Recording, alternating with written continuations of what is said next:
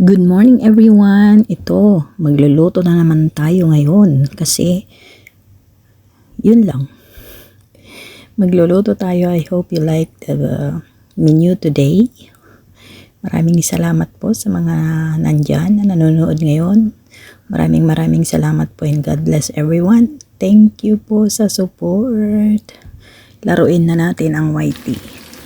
Ayan po yung menu natin ngayon ay kalahati ng manok.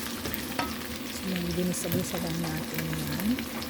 Ayan hanggang sa siya ay brown.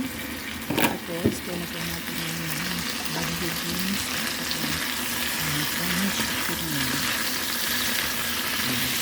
Yung tas-tas natin. Tapos, yan hanggang sa maluto. Pero yung manok namin guys, binagyan ko yung matikas. Yan. At least, at saka binagyan ko yung paminta.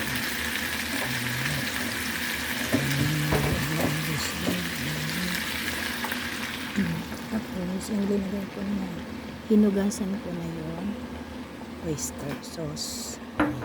Yung buti ng oyster sauce. Yun na lang po yung ating sorry.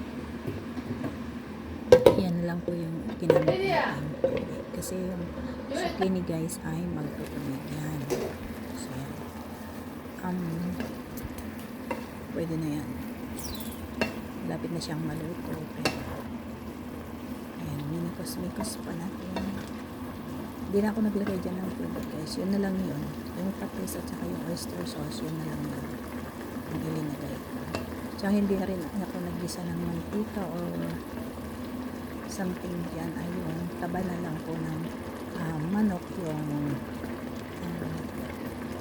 pinang ano ko sa luya, bawang, tsaka sibuyas. Hope you like the video and let's go. Maraming salamat.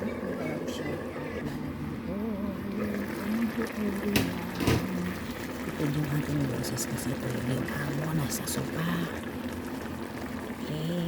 Alas 5 pa lang ng hapon.